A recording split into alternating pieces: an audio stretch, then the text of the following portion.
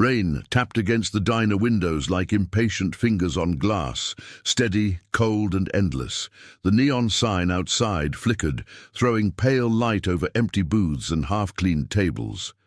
It was nearly midnight in New Orleans, and Amelia, Hart stood behind the counter, wiping the same spot for the 5th time. Because stopping meant thinking, and thinking meant remembering how close she was to losing everything. The smell of coffee lingered, bitter and burnt, clinging to her apron. She'd worked a double shift again, hands aching, eyes heavy, but it still wouldn't be enough. Not when the hospital bills kept coming, not when the man who'd loaned. Her money for her mother's treatment had started calling twice a day, his voice calm, polite, and filled with the kind of danger that smiled before it struck. $150,000.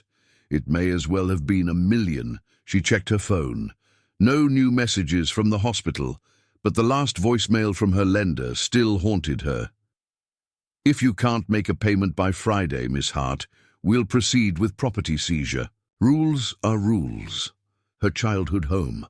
Her mother's roses still grew wild on the porch. She pressed her palms against the counter, breathing through the panic. The doorbell jingled. She looked up, expecting a stray tourist or one of the late-night truckers. Instead, a man stepped in, shaking rain from his dark hair. He wore an expensive suit under a long coat, the kind of man who didn't belong in a diner that smelled of fried onions and old coffee. His presence filled the space, quiet but commanding. "We're closed," Amelia said, forcing a tired smile. "I'm not here to eat," the man replied. His voice was low even, and so calm it unsettled her. He removed his gloves, setting them neatly on the counter. "You're Amelia Hart." Her name on his lips made her throat tighten. "Who's asking?" He slid an envelope across the counter. Her fingers hesitated before touching it. The paper was heavy, expensive, embossed with a name she'd seen before on business pages. Stone Enterprises. "What is this?" "Confirmation," he said. "Your debt has been paid." The words didn't register at first. She opened the envelope and saw the official receipts. Hospital accounts cleared, loan documents stamped, settled in full. Her knees nearly gave out. "How, who, why?" "I did," he said simply. "Lucas Stone." She stared. Lucas Stone, the reclusive investor whose company owned half the city's skyline, the man people said was brilliant, heartless, and untouchable. "There has to be some mistake," she whispered. "I don't even know you." "You don't," he agreed, "but I know you, Miss Hart." He leaned slightly closer, rain still glistening on his coat sleeve. "I know your history, your work ethic, your loyalty to your mother, and I know what desperation looks like." Anger and confusion tangled in her chest. "Why would a man like you care about someone like me?" His eyes, cold and unreadable, held hers. "Because I need something only you can give." She took a step back, instinct warning her. "What are you talking about?" Lucas's tone didn't change, but the air seemed to thicken between them. "A child. My child, born within a legal arrangement. In exchange, your debts remain cleared, and you receive enough to ensure your mother's comfort for life." The world tilted. She almost laughed because the proposal was too unreal, too obscene to be serious. But Lucas Stone wasn't joking. His expression didn't flicker. "You want me to what? Become some kind of surrogate? Wife, if necessary. The arrangement would be discreet, safe, beneficial for both of us." His voice carried no emotion, as if he were discussing a merger, not her body, not her life. Amelia's heartbeat thundered. "Why me?" He looked out the window, rain streaking down like tears neither of them would admit to. "Because you remind me of something I lost, and because I need an heir before the end of this year. You're healthy, intelligent, and have no ties that can be used against me." For a moment, the diner was silent except for the hum of the fridge and the rain's steady percussion. Amelia's hands trembled as she folded the papers back into the envelope. "You think you can buy a life. You think you can buy me." Lucas's expression softened, barely, almost imperceptibly. "No, Miss Hart, I'm giving you a choice. She should have thrown the envelope back at him, told him to leave, but her mind was spinning with the impossible. Her mother's hospital bills, her home, her freedom. The weight of her debt had been lifted, and yet she felt more trapped than ever. Lucas straightened his coat, leaving a business card on the counter. "You have 48 hours to decide," he said quietly. "After that, the offer disappears." The bell over the door jingled again, and he was gone, swallowed by the rain. Amelia stood alone in the diner, staring at the card with shaking hands. Lucas Stone, private line. The ink bled slightly where a raindrop had touched it, like a secret refusing to stay contained. And somewhere deep inside her, a question began to burn. Why would a man like him choose her, and what would it truly cost? Rain followed her home that night like a curse. The city lights were blurring through the wet windshield as Amelia drove. Her old car back to her tiny apartment, she kept replaying his words, "A child, my child." Her stomach knotted tighter with every mile. She should have laughed at him. She should have said no. But all she could think about was her mother's voice on the phone that morning, coughing through the oxygen mask, saying, "Baby, don't worry about me. Just take care of yourself." The hallway smelled of damp carpet. When she reached her floor, the landlord had been hinting about eviction again. She unlocked. The door flicked on the light and froze. The envelope from the diner sat on her kitchen table. She'd tried to throw it away but couldn't. The paper was still there, like it was waiting for her. Her mother's photo hung by the window, smiling through. The glass in better times. Amelia sat down slowly, fingers trembling as she looked at the hospital statement marked, "Paid in full." It felt unreal, almost cruel. She had dreamed of this moment so many nights, but not like this, not bought with a man's. Demand for a childer knock at the door made her jump. She wasn't expecting anyone. When she opened it, a man in a dark suit handed her another envelope before she could ask anything. He was gone. Inside was a single page handwritten in precise black. "Miss Hart, you haven't called the number. The offer remains for 36 more hours. Consider carefully. Lucas Stone." She tore the note in half, but her hands were shaking too much to finish the job. The paper fluttered to the floor like a silent. Their sleep didn't come that night. She lay awake listening to the rain, thinking about every choice that had led her here. The loans, the late shifts, the lies she told her mother. So she wouldn't worry. She thought about Lucas. Stone's face, unreadable, but not cruel. Something inside him was broken too. She had seen it in his eyes, just for a second, when he said, "You remind me of something I lost by morning." Her decision wasn't clearer, only heavier. She spent the next day at the hospital helping. Her mother eat soup, pretending everything was fine, pretending the bills weren't piling up, pretending she wasn't being asked to sell. The only thing she still had left to call her own. That night, her phone rang again. She almost didn't answer. But a voice she didn't recognize said, "Miss Hart, this is the Stone Foundation. We've arranged for your mother's new treatment to begin next week. You'll need to sign the authorization forms before Friday." Her throat went dry. Lucas had already moved ahead, like he knew she would say yes. Anger surged through her, but beneath it was fear. What kind of man had the power to move her life like pieces on a board? The next evening she found herself outside his building, downtown, glass and steel. Reaching into the rain, she stood there, soaked to the bone, staring up at the tower that felt more like a fortress than an office. And before she could talk herself out of it, she went inside.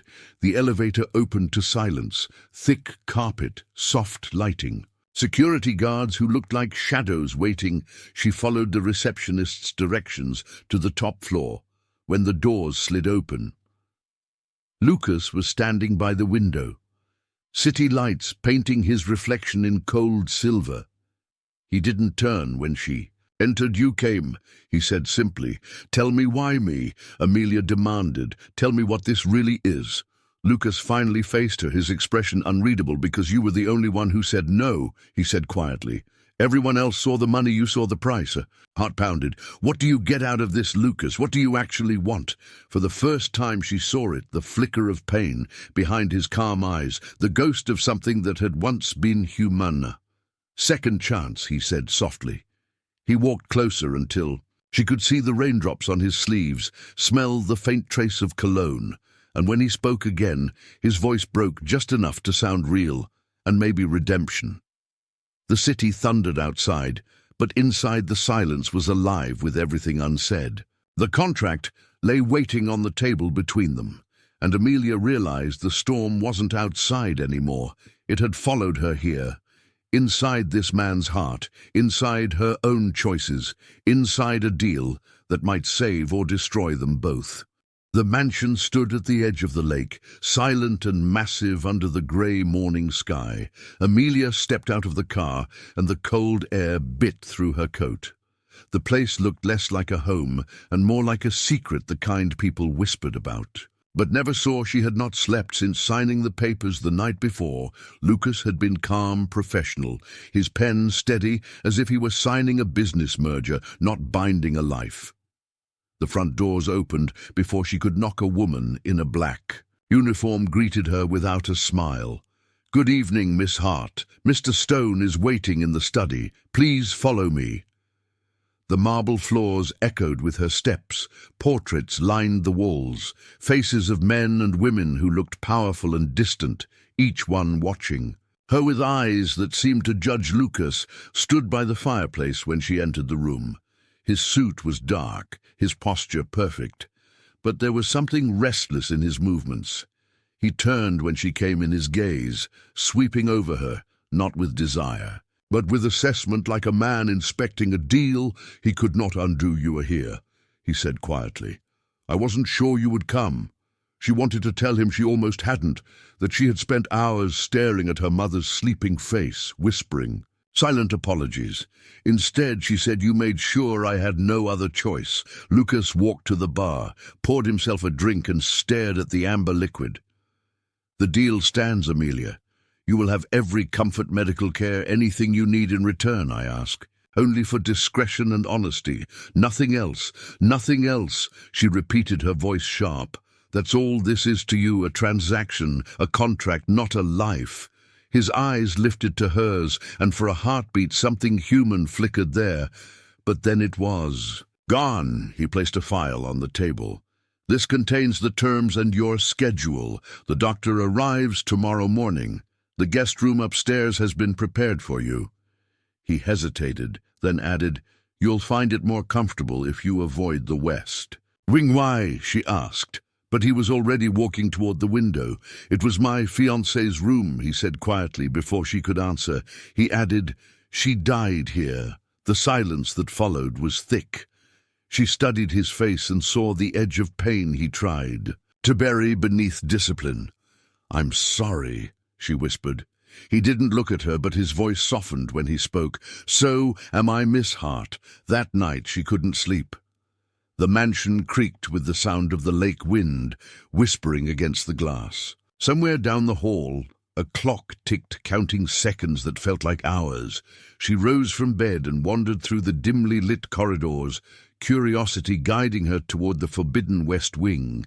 The door was slightly ajar. She pushed it open and found a room frozen in time, a vanity covered in dust, perfume bottles half empty, a wedding dress still hanging near the window. Untouched by years on the nightstand lay a photograph, Lucas and a woman laughing by the lake. The same lake that now looked black under the storm clouds. Suddenly she heard a sound, footsteps behind her. She turned to see Lucas standing in the doorway, his face pale, his voice low. "You weren't supposed to see this. I wanted to understand," she said softly. "You wanted honesty, didn't you?" His eyes were shadowed. "It's better if you don't," he said, "because the more you understand me, the harder it will be to leave." The thunder cracked outside, lightning flashing across his face.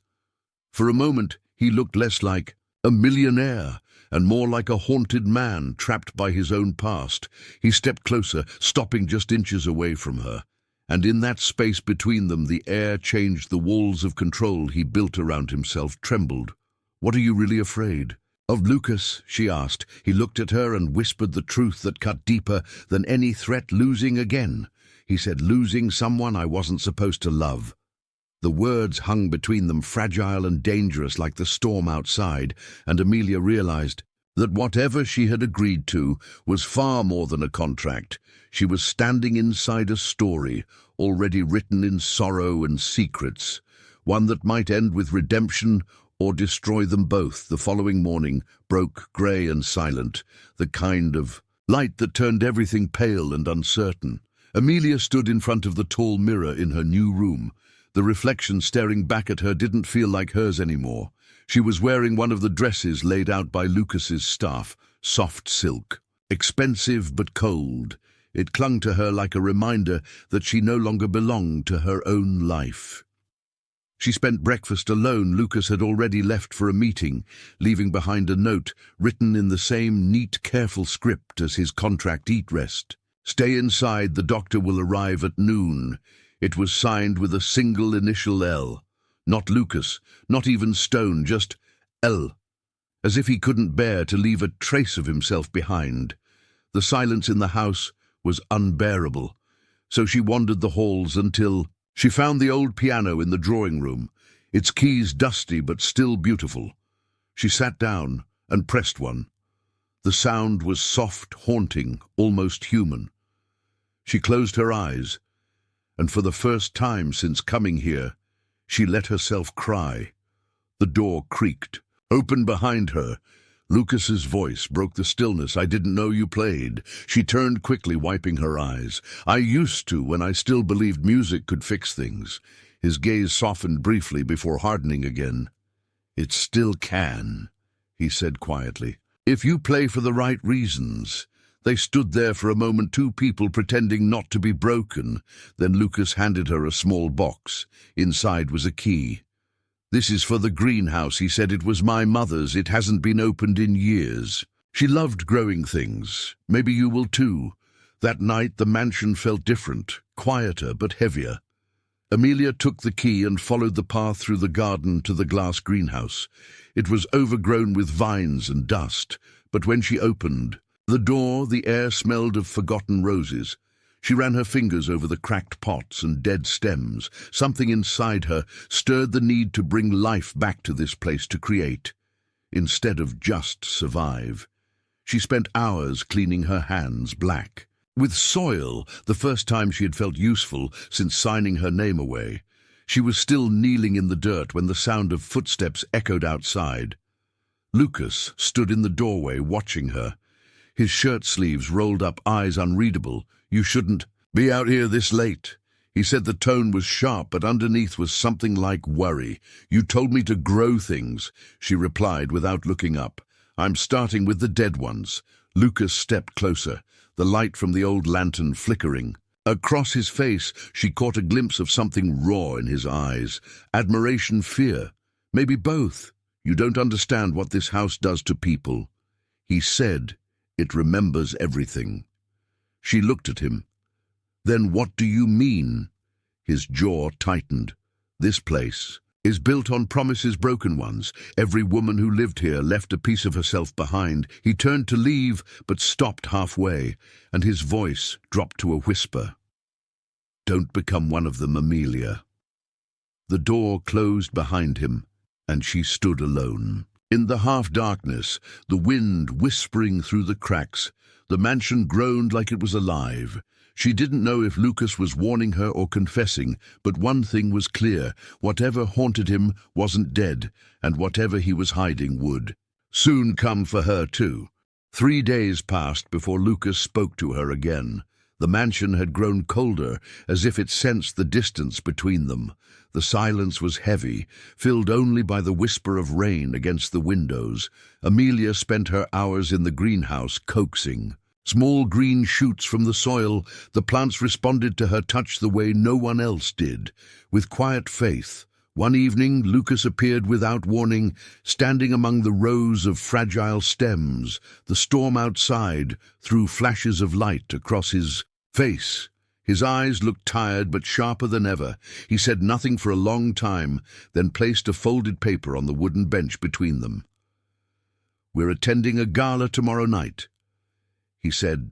The words were simple, but his tone left no room for refusal. "It's important you come with me." She frowned. "You mean as your date?" He hesitated. "As my wife." The words struck her harder than she expected. Their marriage was only on paper.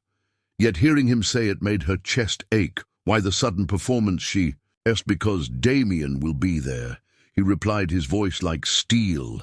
"And I need everyone to see that nothing in my life can be used against me." She understood. Then this wasn't about her.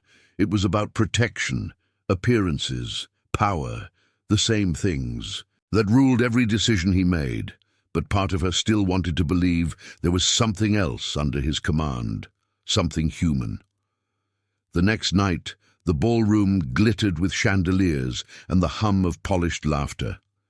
Amelia walked beside. Lucas, in a black silk dress he had chosen for her, his hand rested lightly on her back, guiding her through the crowd. Every head-turned whispers followed her. She could feel judgment in the air like smoke. Damien was impossible to miss. Tall, charming. The mirror image of Lucas, except his smile never reached his eyes. Well, he drawled, approaching them. "I see the rumors were true. You finally found yourself a wife, brother, and such a lovely one, too." Lucas's expression didn't change, but his fingers tightened slightly on her waist. "We're not here for your approval, Damien." "Oh, I think you are," Damien said smoothly, leaning closer enough for only Lucas to hear. "She deserves to know what kind of man she married." Amelia felt the tension radiating off Lucas like heat, but before she could ask what Damien meant, Lucas was already steering her away toward the dance floor. The orchestra began to play, and Lucas pulled her close, his hand firm against her waist. She looked up at him, trying to read the storm in his eyes. "What did he mean?" she asked, Lucas's jaw clenched. "He's trying to provoke me." "Ignore him. That's not an answer." "Lucas," she pressed, "I deserve the truth." His voice dropped low enough that only she could hear. "There was an accident. Years ago, it destroyed everything I had, and Damien never forgave me for surviving. It was my fault." Her breath caught. "What kind of accident?" His eyes darkened. "One that killed the woman I was supposed to marry." The world around them blurred. Her pulse thundered in her ears. Lucas kept dancing, but his grip had turned unsteady. "I swore never to love again," he whispered. "Never to let anyone close enough to destroy me. But then you showed up before she could speak." Camera flashes exploded across the room. The crowd gasped. A journalist shouted, "Lucas Stone seen with mystery wife who vanished after debt scandal." The words hit like shrapnel. Lucas grabbed her hand. "We need to leave now." Security closed in around them as reporters surged forward. Questions flying like arrows. By the time they reached the car, the damage was done. The story was already spreading like wildfire back at the mansion. Amelia turned on him, furious. "You used me to protect your reputation, and now you've ruined mine," she shouted. He faced her, eyes hollow. "I didn't plan for this. Amelia, Damien set it up. He wanted this to happen. So you're the victim now?" she asked bitterly. "Maybe I was wrong to think you had any heart left in you." He stepped closer, his voice breaking. "Maybe you were wrong to think I ever stopped trying to find it." Before she could answer, he leaned in and kissed her. It wasn't gentle. It was desperate, like a man fighting for air after years underwater. She tried to resist, but the walls she built crumbled under the weight of everything unsaid. When he finally pulled away, his voice was rough with guilt. "You should hate me, but I can't let you go. Not anymore." The storm outside raged through the night, lightning flashing across the lake. But inside the mansion, a different kind of storm was taking shape, one made of love, fear, and secrets that refused to stay buried. And as Amelia stood trembling in Lucas's arms, she realized she was already too deep to ever walk away. The morning after the storm, the mansion felt like a different world. The windows dripped with rainwater, and the air smelled of wet earth and something unspoken. Lucas was gone before sunrise. His staff moved quietly, as if afraid to wake the ghosts that lived in the halls. Amelia stood at the window watching the lake ripple under the grey sky. Her body still trembled from the night before, his kiss, his confession, his silence. The memory of his hands on her skin kept returning every time she tried to breathe. It wasn't a kiss that haunted her, it was what it meant. The mask had cracked for the first time, and she had seen the man behind the control. The man who wanted to love but didn't know how. Afternoon, the phone in her room rang. A voice on the other end was, "Unfamiliar Miss Hart, this is Mr. Stone's attorney. Mr. Stone has left instructions for you to attend the shareholders' meeting this evening, in his absence." The tone was polite, but left no space for refusal. She tried to ask why, but the line had already gone dead. When she arrived at the headquarters later that night, the city lights shimmered against the glass walls. Men in suits and women in expensive heels filled the boardroom, whispering when she entered. She wasn't supposed to be here. She could feel it, their eyes on her, the woman from nowhere, the debt girl, the mystery wife. Lucas's seat at the head of the table was empty. Damien sat in the chair beside it, his smirk sharp enough to cut. "Welcome, Mrs. Stone," he said, his voice smooth as poison. "We were just discussing the company's future, now that Lucas seems to have vanished again." Vanished. Her heart stopped. "What do you mean?" Damien shrugged, as if bored. "He left abruptly early this morning, cancelled his meetings. No one has heard from him since." A chill crawled down her spine. She looked around the table, hoping to see a friendly face, but found none. Damien leaned closer, lowering his voice. "He does this when things get complicated. He hides. You'll learn that soon enough." She left the meeting before it ended, her thoughts racing through every possibility when she returned to the mansion. The house was dark, except for a single light coming from Lucas's study. She pushed open the door. His desk was covered in papers. Contracts, bank statements, photographs. One photo made her freeze. It was of her from months ago, before she'd ever met him, taken from across the street near the diner. "What is this?" she whispered. A voice behind her answered insurance. She turned, and Damien was standing in the doorway holding a glass of scotch.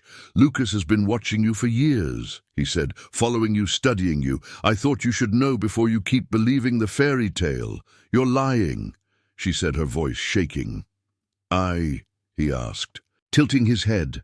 "Look at the dates yourself. 2 years before your mother fell ill. 2 years before your debt was created. Doesn't that make you wonder how it all started?" She stared at the photo, then at the loan document spread across the desk, and saw what she had missed, the lender's company name, small print, owned by a shell corporation connected to Stone Enterprises. "No," she whispered. "No, that can't be true." "Oh, it's true," Damien said with satisfaction. "He created your debt. He made you. Desperate enough to take his deal. You were never a choice, Amelia.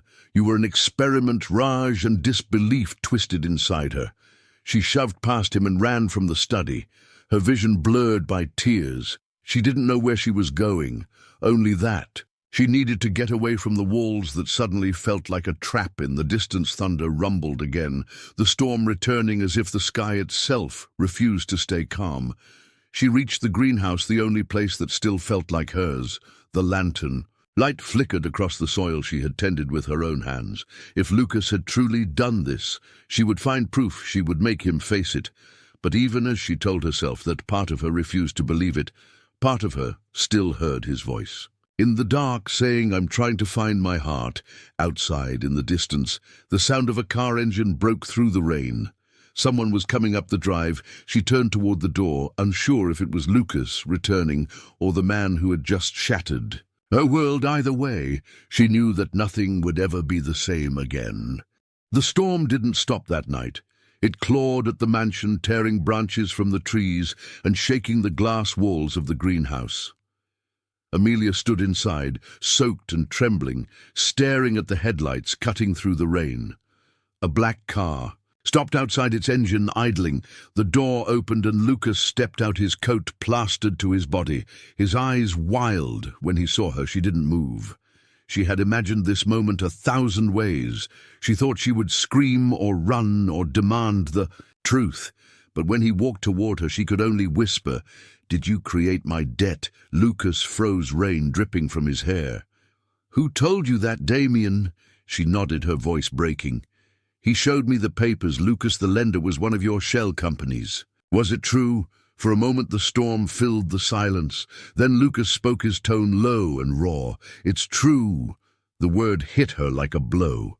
She stepped back, shaking her head, unable to breathe. He reached for her, but she pulled away. "Why would you do that?"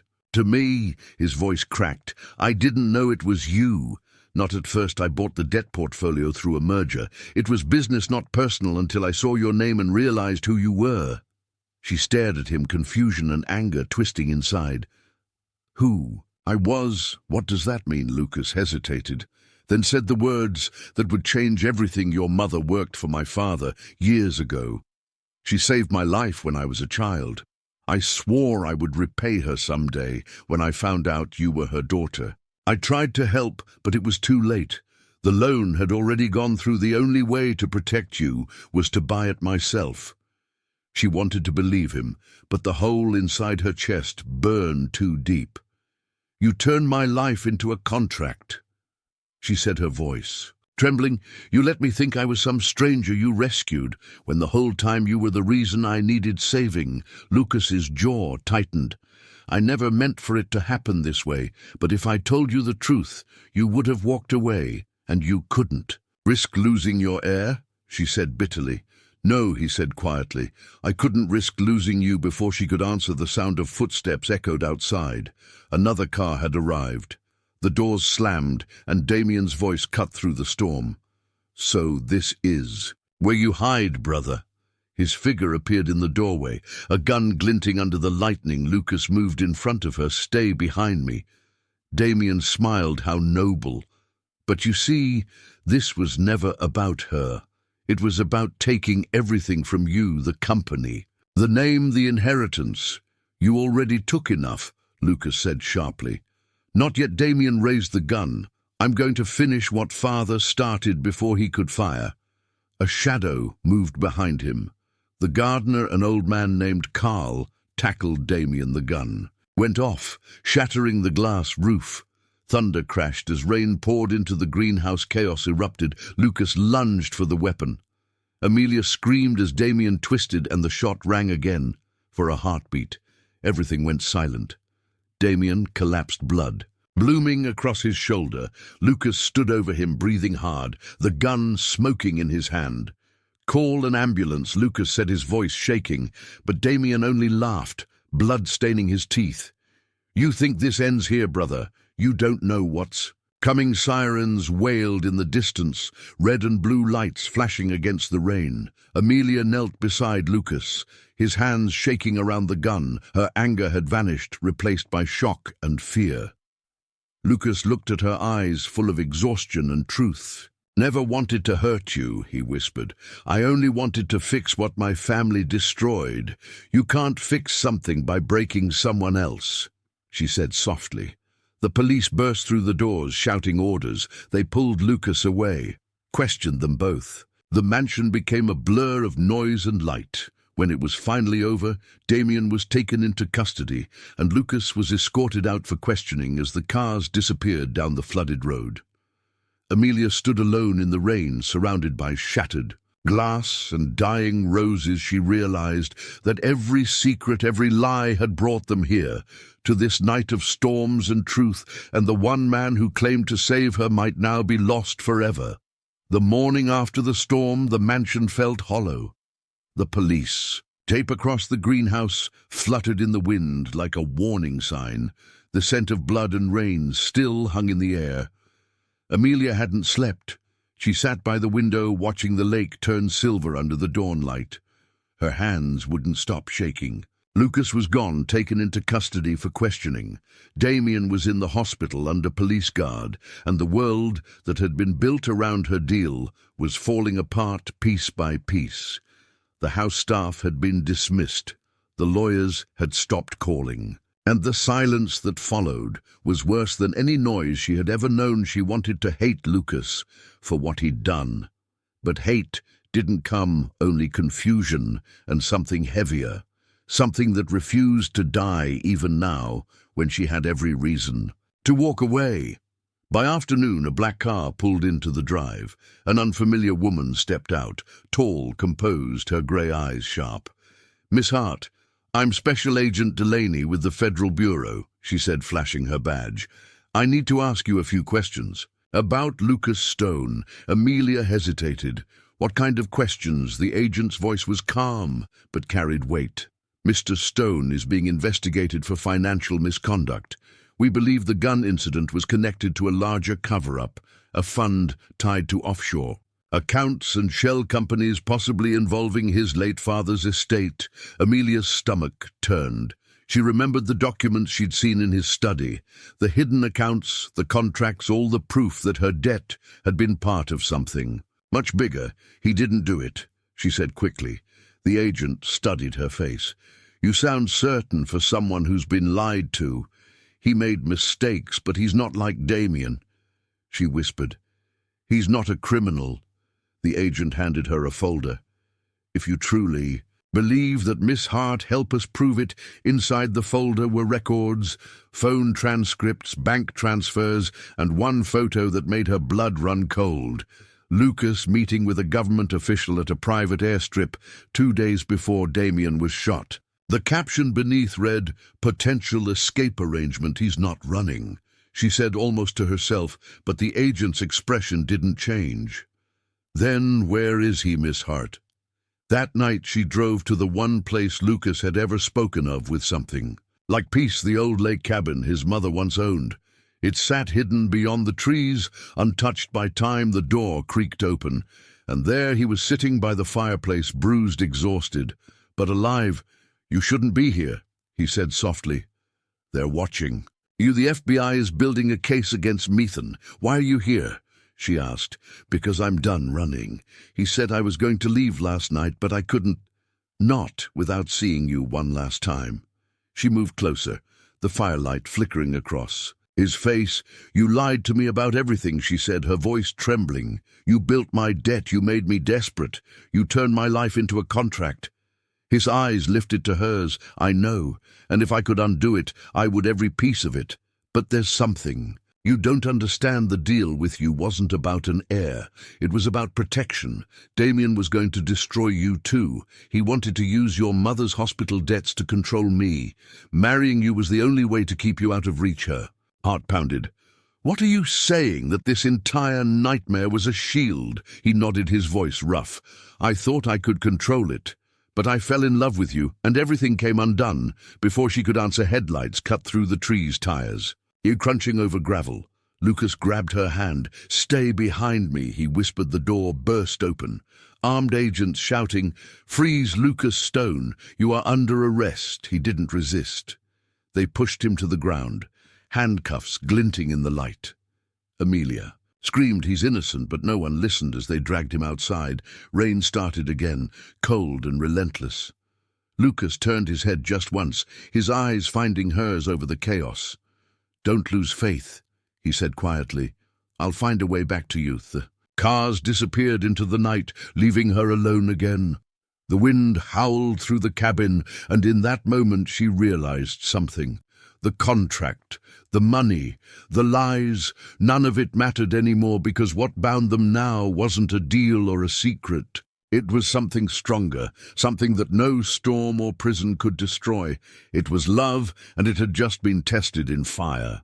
3 weeks passed since Lucas was taken away, and every day felt like an echo of the same nightmare. Reporters camped outside her apartment, calling her the woman who ruined a billionaire. Federal agents questioned her until her voice broke, but none of it hurt as much as the silence from Lucas. No letters, no calls, no news, only rumors that he had confessed to crimes he didn't commit to protect someone else. Amelia couldn't eat, couldn't sleep. She spent her nights rereading the contract. That had started everything. Every line now felt like a scar. Then one morning a letter arrived, sealed in plain white paper with no return address. Inside was a single sentence written in Lucas's hand. "The truth is buried where it all began." She knew immediately where to go, the mansion by the lake, the place where the lies were born and where love had almost destroyed them. When she arrived, the house was lifeless, covered in dust and quiet.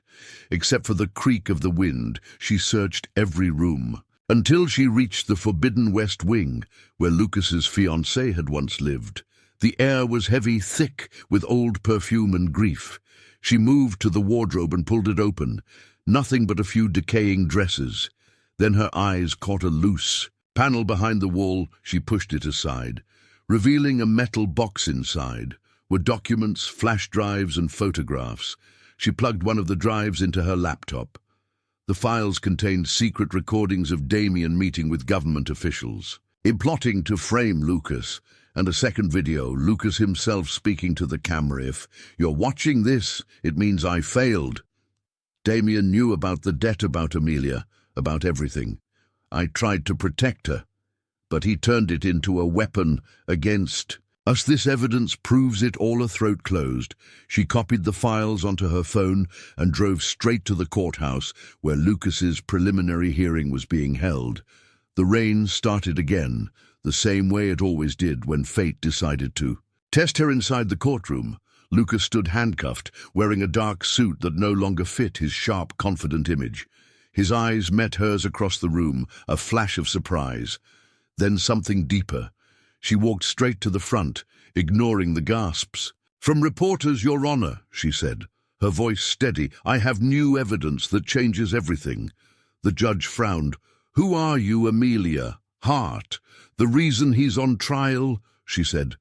"But also the reason he shouldn't be." She handed the flash drive to the bailiff.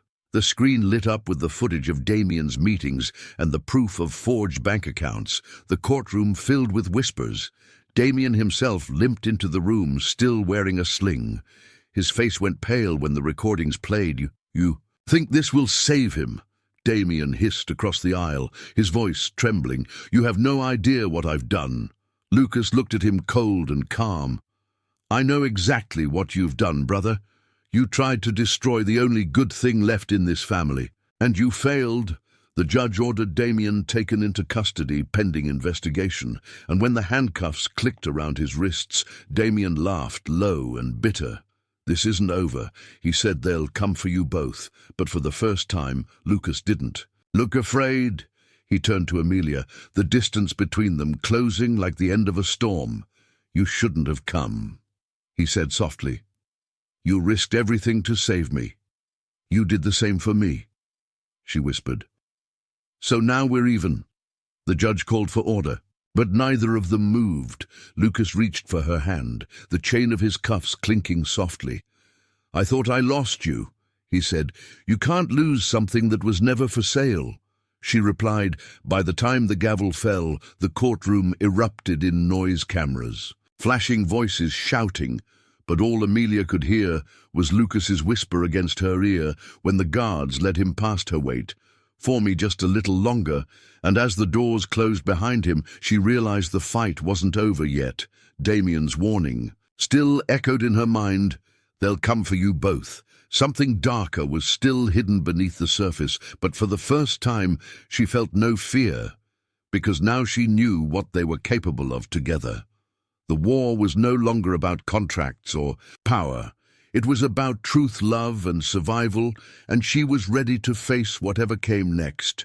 Night had fallen over the city, but the courthouse still blazed with light. Inside, the air was charged with tension.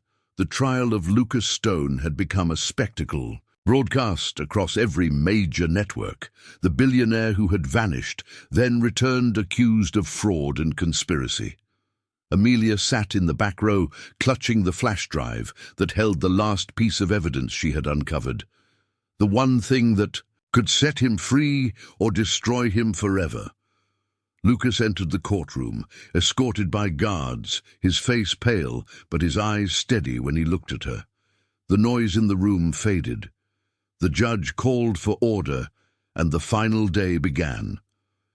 Damien had already confessed to manipulating the accounts, but the prosecutors still claimed Lucas had been aware of it. They wanted blood. They wanted a name that sold headlines. The lead prosecutor spoke first, calm, confident. Mr. Stone built his empire on deception. Every document we recovered ties him to the forged debts, including Miss Amelia Hart's medical loan. His fortune was founded on manipulation and control. "That's a lie," Amelia whispered under her breath. Her lawyer leaned close. "It's time we end." "This Miss Hart, are you ready?" She nodded, heart pounding when the judge called her name. She walked to the stand. The prosecutor smirked. "Miss Hart, you were Mr. Stone's contracted wife, correct?" She met his gaze. "Yes, and you were in debt before meeting." "Incorrect, yes. Then tell the court why a man like Lucas Stone would choose you unless he planned it from the start. Because he wanted to save me." She said, her voice steady, because his father's empire was built on ruining people like my mother, and he couldn't live with that guilt anymore. The courtroom stirred. The prosecutor frowned, convenient defense. "But we have proof that Mr. Stone purchased your debt months before your agreement. That doesn't sound like guilt. That sounds like control." Then Amelia held up the flash drive, her hand shaking slightly. "I found this in his mother's lake house. It contains correspondence between Lucas and federal regulators, dated before my loan existed. He was investigating his father's corruption. He bought my debt to stop it from being sold to traffickers who use medical loans to control families." The judge nodded to the bailiff. "Play the file." The screen lit up, showing Lucas speaking directly to camera, his voice quiet, but certain. "I can't undo what my family has done, but I can protect one life. Maybe that's enough." Gasps filled the room. Damien's voice came next, from an older recording, mocking his brother. "So the savior billionaire falls for his own experiment. You're as weak as she is." The video ended. The silence that followed was thunderous. Lucas looked at Amelia across the courtroom, his eyes full of something that finally looked like peace. The judge called the lawyers forward after tense deliberation. She returned. With her ruling, the charges against Lucas Stone are dismissed. All financial assets seized under the previous order are to be returned immediately, and an independent inquiry will begin into the corruption within the Stone Foundation. Lucas turned to Amelia. The chains on his wrists removed one by one. The guards stepped back as he crossed the room. The crowd parted around them, cameras flashing. He reached her, and for a moment the world fell away. "I told you I'd find my way back to you," said his voice rough with emotion. "You did." She whispered, tears shining in her eyes. "And this time there are no contracts, no debts, nothing between us but the truth." Weeks later, the headlines changed from scandal to redemption. Lucas Stone, billionaire, cleared of charges, builds new foundation to restore medical debt victims.